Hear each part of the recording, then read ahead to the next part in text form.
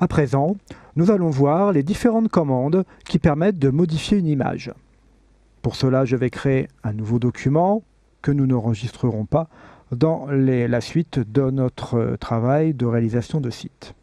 Je vais incorporer une nouvelle image.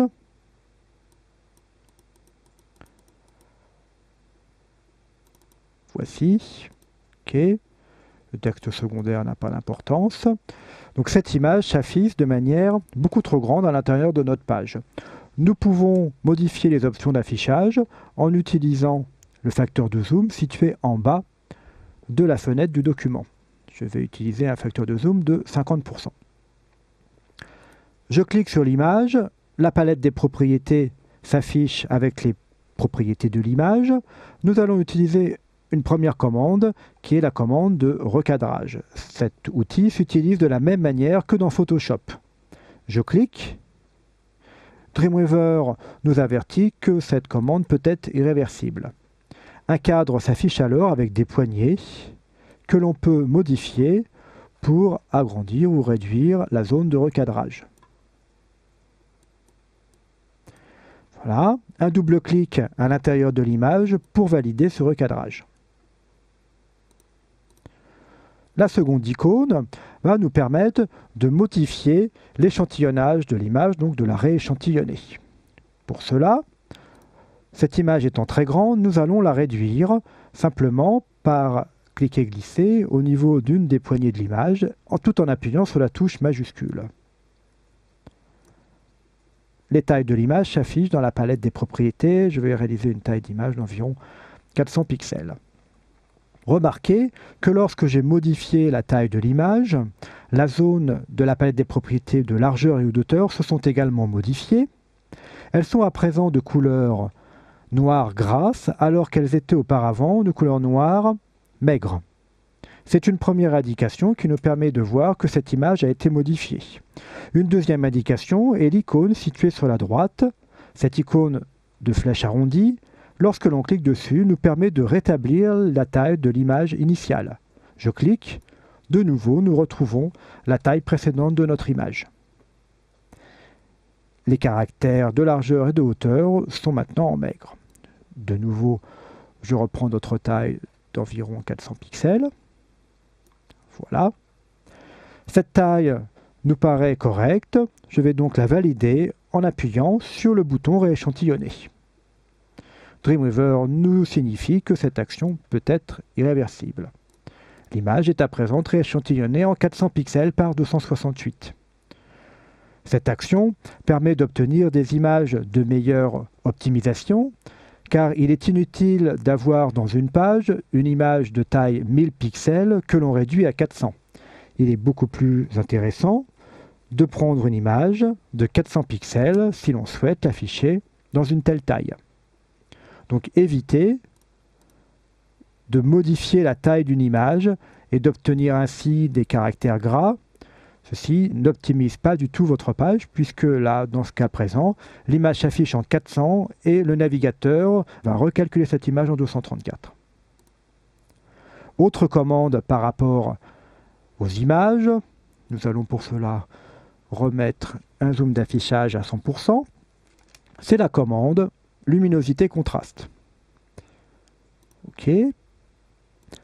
Luminosité contraste est une commande qui est comme dans Photoshop, permet de modifier le contraste de l'image. Enfin, la dernière commande, qui est accentuer, nous permet d'accentuer légèrement la netteté de cette image. OK. D'autres commandes permettent de modifier une image directement dans Photoshop. Cette image est une image JPEG, mais nous pouvons l'éditer grâce à ce bouton. L'image s'ouvre dans Photoshop. Nous allons pouvoir la modifier. Alors par exemple, je vais simplement de nouveau la recadrer. Outil recadrage, je supprime la bordure légèrement bleue sur le côté. Nous allons enlever le magnétisme. Voilà, double clic pour valider. Et j'enregistre cette image. OK. De retour dans Dreamweaver, nous pouvons voir, comme nous avons fait un recadrage, que l'image ne s'affiche plus à sa taille correcte. Donc pour cela, nous cliquons sur rétablir la taille de l'image.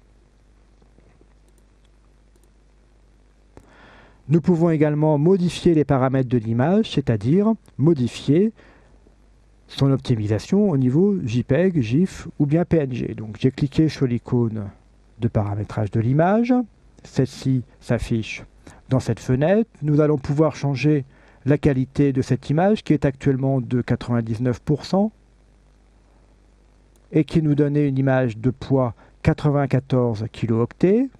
Nous allons réduire ce poids en qualité 70, 72, hein, qui nous donne une image de 13 kilo-octets, nettement meilleure par rapport à l'optimisation et par rapport à la rapidité d'affichage de cette image dans un navigateur. De nombreux outils sont également à disposition dans cette fenêtre, notamment l'outil de zone d'exportation qui permet de nouveau de réaliser un recadrage. Nous pouvons également afficher différentes vignettes. Cette fenêtre est similaire à la fenêtre enregistrée pour le web et les périphériques de Photoshop. OK, l'image est ainsi optimisée. Dernière possibilité de modifier une image, c'est une image qui proviendrait de Photoshop. Pour cela, je vais supprimer celle-ci et ajouter une image au format PSD.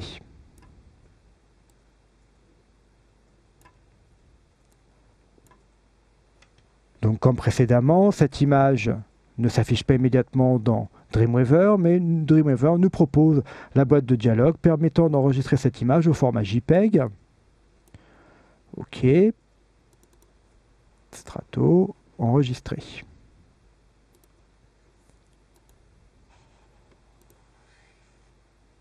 L'image s'affiche dans la fenêtre. L'image actuellement présente s'affiche avec une icône située en haut à gauche. Cette icône représente une flèche, une double flèche verte, qui signifie que nous avons affaire à une image JPEG, mais qui est synchronisée avec son image originale en PSD.